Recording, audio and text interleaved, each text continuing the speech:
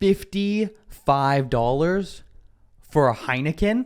Are you kidding me? One reviewer called it one of the worst places to eat in the city, and the experience of dining at the restaurant spoiled their weekend because of the horrible steak, rude service, and huge bill.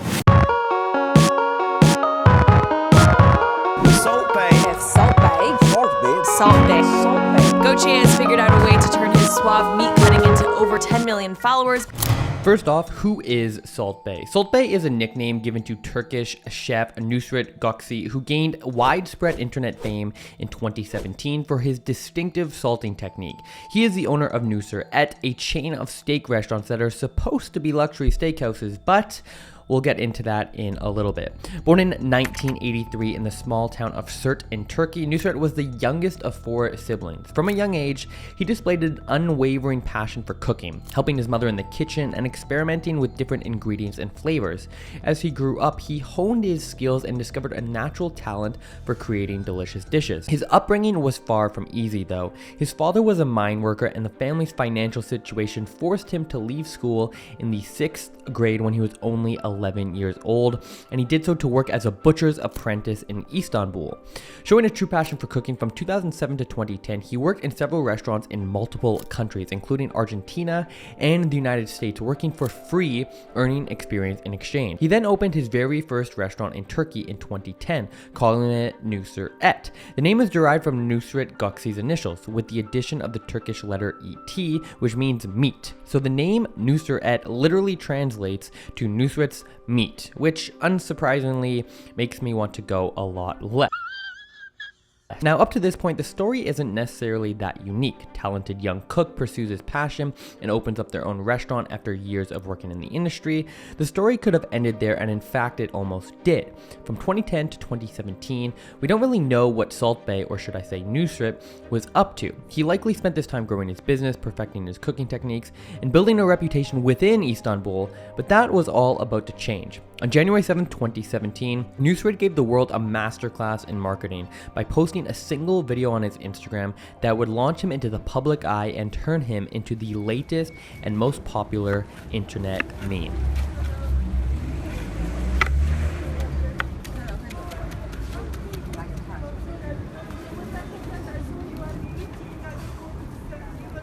Now here's the deal about the video. The steak is overcooked. He unnecessarily bangs the knife on the cutting board, and then he drags the knife across the meat, which for any meat lover is just absolutely blasphemous. God forgive me for my many sins.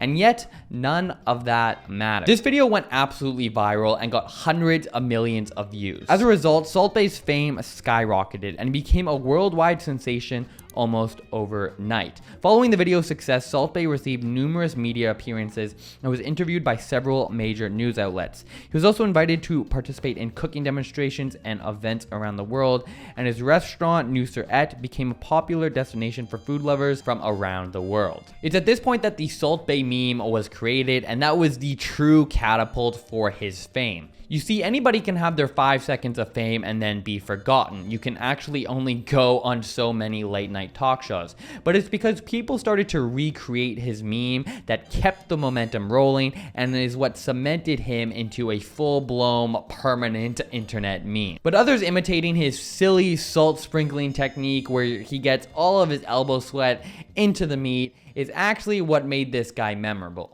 For those that didn't see his original video but would see all of these random videos of people sprinkling salt, it was only a matter of time until they asked what the heck was going on, only to then find out about Saltbae. This is where his genius lies. Others imitating his salting and recreating their own videos is no different than Andrew Tate affiliates that would cut up his clips, post them, and make it virtually impossible to scroll the internet without seeing him. One voice can only be so loud, but thousands or millions simply cannot be ignored. In the years following the release of the video, Saltbae would go on to expand his restaurant empire, opening additional locations in cities such as Dubai, Miami, and New York. He's also become a successful entrepreneur, launching his own line of meat products, seasonings, and other food-related products. Today, Saltbae is one of the most well-known and celebrated chefs in the world. What if a guy sprinkling salt like he has a hernia doesn't actually make him a good chef? And what happens when a chef gets famous because of a meme and not because of their actual cooking? You see, they say that there is no such thing as bad publicity, and it's likely that Nusret takes that to heart. Read it. Listen, there is no such thing as bad publicity, sweetheart. Read the article, babe. Jordan, you look great. You're in a huge magazine. Fucking deal, I look. The first Saltbae controversy came 12 months after he went famous in December 2017 when he posed in front of and mimicked a photo of Fidel Castro. But I don't really care considering that Fidel Castro is the father of the current Prime Minister in Canada where I live, Justin Trudeau. But the controversies only got juicier as time passed. 9 months after the Castro news, a fire show at the Nusret restaurant in Istanbul went way wrong, with the Czech internet influencer getting burned on 35% of his body and others getting burned as well. The only burning I've ever heard happen with Gordon Ramsay was on Hell's Kitchen. Where's the lamb sauce? Okay, let's keep rolling. In November 2019, 4 former employees accused him of stealing a portion of their tips, keeping them for himself. More specifically, they said he would pool all of the tips together and shave 3% off the top for himself, which in the restaurant business is a big no-no. Now, 3% might not sound like a lot, but when Nusret reportedly would bring in around $130,000 on a busy night, that is a lot of money. So 4 former employees sued him for wrongful termination after they approached him about the tip stealing, and Saltbae reached a settlement with the 4 men, paying them out an insane $230,000. And of course, he denied all allegations of unfair labor practices. Now, it might be easier to turn a blind eye from all of this if the Nusret reviews were incredible and the over $1,000 gold-covered tomahawk steak wasn't just made with edible gold leaf papers that you can literally get on Amazon for $20. Yep, you heard that right. The only thing that might be more famous than his salt sprinkle is the gold steak that he sells for $1,000. Now, when this first came out and I first saw it, I thought it was pretty insane, and I dreamt of the day that I could save up $1,000 to go buy this steak, but that is mostly just because at the time I was an idiot. Turns out you can't actually eat gold, or at least it's not recommended, and as a result, the gold tomahawk steak is just wrapped in the most generic edible gold sheets that your local baker probably uses all the time. But I've got to give him credit because it's an absolutely genius marketing play. But eventually, even with the best marketing, at some point you've got to deliver. And there's been lots of evidence that Saltbae does a lot more weird cutting, working out, and sprinkling than actually delivering world-class cuisine. Take TripAdvisor's best of rankings in the city of London. Out of 17,508 restaurants, Nusret was listed at number 17,333, literally almost at the complete bottom. Out of the 152 reviews for the restaurant on TripAdvisor, 77 of them describe the restaurant as, quote, terrible. One reviewer called it one of the worst places to eat in the city, and the experience of dining at the restaurant spoiled their weekend because of the horrible steak, rude service, and huge bill. That is fucking disgusting. Quote, after all the hype, I thought I would take my boyfriend there for his 30th. It was the driest, tasteless meat we have ever had, said another review. The portion sizes were small and the price is disgraceful for such poor quality food. We paid and left and had a better meal from our local kebab shop. I mean, thank y'all. Come again. And yet the man still lives a massively luxurious lifestyle, traveling the world in a private jet, cozying up to the rich and famous, and living in a massive penthouse in Istanbul. And what blows my mind is even with these horrendous reviews and controversies, including the cringiest World Cup fiasco we haven't even looked at yet, he's supposedly opening a new restaurant in Tel Aviv. Further evidence that he is a complete business genius, or that the entire house of cards is about to come down in tremendous legendary fashion. You see, ultimately, all of these controversies, except the terrible restaurant reviews, are whatever. We all do stupid things, and being in the public eye, those stupid things are going to be, well, public.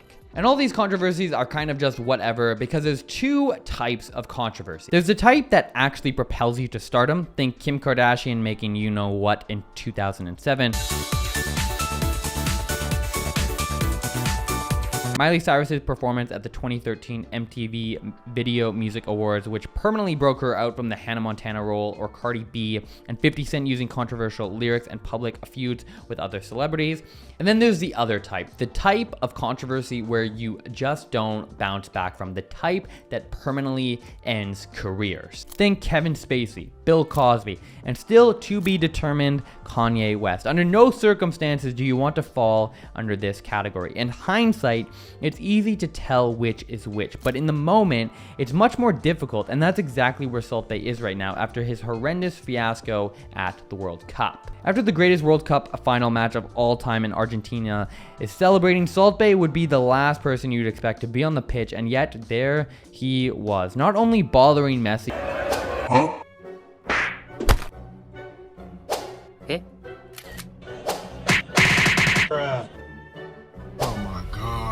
But holding and kissing the trophy, an absolute crime for somebody that obviously didn't play, but also for somebody who isn't even Argentinian, and rightfully so. The internet has been absolutely obliterating him. As for what category he'll fall into is still to be determined, but at the end of the day, nobody can charge $1,000 for a steak that uses $20 gold leaf papers without genius marketing, and that is really why I wanted to make this video. How did Saltbae build a net worth of $75 million without ever speaking a single word on his Instagram? How did he build the Nusret empire of over 20 luxury steakhouses around the world? And what are the main lessons that we can take from this so that we can build our own empires? To put it into perspective, when you look beyond the marketing antics, Nusret is actually a serious business. There were rumors in 2019 that Goxi and his business partner, Mithat Erdem, would sell a private stake in the company, with two of the people familiar with the sales discussions suggesting that the business could reach a $1 billion valuation.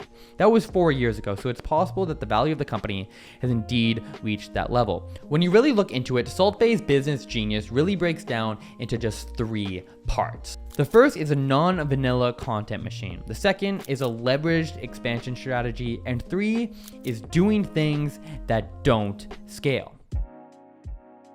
You see, everybody knows that content is king. It's the new gold rush, and as per usual, corporations are the last to the party, but they're slowly starting to catch up. Most content creators and businesses take the Gary Vee approach. Let's pump out content just for the sake of posting content. It's boring, repetitive, and 9 times out of 10, not valuable to the audience. This is a surefire way to be vanilla. No character, forgettable, and by doing what everybody else is doing, you just become a commodity. Saltbae did the exact opposite though. Love him or hate him, he stands out. Whether it's how he walks, the glasses he wears, or how he dramatically cuts meat, you remember him.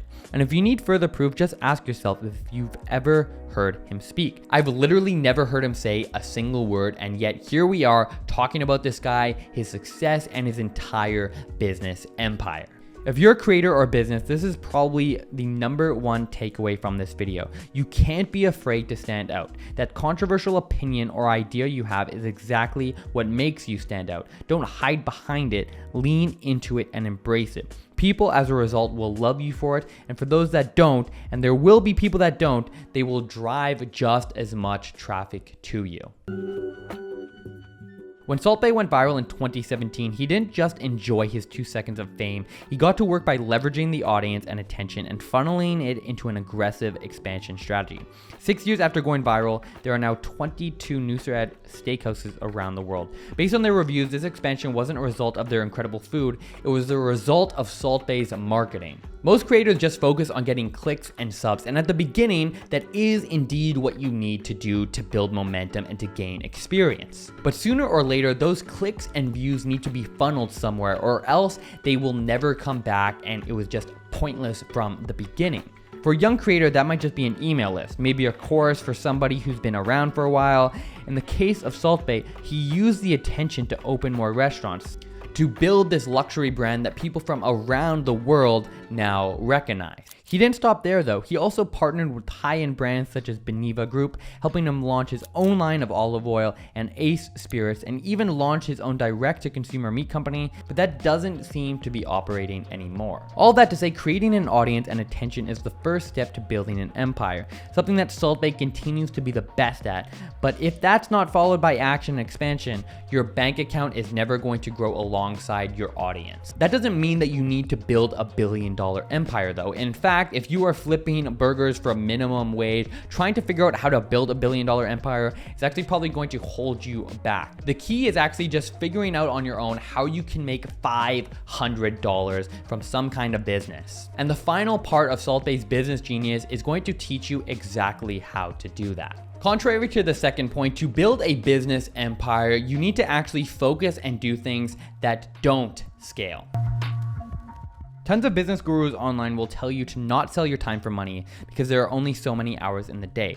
But I've got news for you. Focusing on mile 12 of the marathon is pointless when you haven't even finished mile 2. And Saltbae actually continues to give us a masterclass in doing things that don't scale. You see, part of the uniqueness and attraction to the Nusret restaurants is Saltbae himself. The man is a character, and you're much more likely to drop a mortgage payment on a steak if he's going to come to your table, drop his elbow sweat on your steak, and you can film all of it to post it to your 230 social media followers. And that is why he continues to travel around the world, yes, in his private jet, to continue to do these presentations at his restaurants. There's only one Saltbae, and yet him doing these presentations and the potential of him showing up at your table or seeing him when you go to the restaurant has been a key part of his business genius and his business success. A non-vanilla content machine, an expansion strategy, and doing things that don't scale have been fundamental in Saltbae building his business empire and getting to a net worth of $75 million. Yes, he's hated by a ton of people. Yes, he seems to be a pretty weird guy, but at the end of the day, you have to respect what he has built and what he is doing. As for whether or not he will bounce back from his latest and worst controversy yet that took place at the World Cup is still to be determined. But perhaps he can take a lesson from Liver King's genius damage control game plan to keep the stakes flowing. I'm Matt. I built a $100,000 stock portfolio at 23 years old and built a 7-figure business with just 8,000 YouTube subscribers. I'm going to be doing more deep dive videos and docu-style videos on this channel, exploring business empires and people that have just done phenomenal things in business. Subscribe for more of that good stuff. I'll see you in the next one. Play the long game. Until then, peace.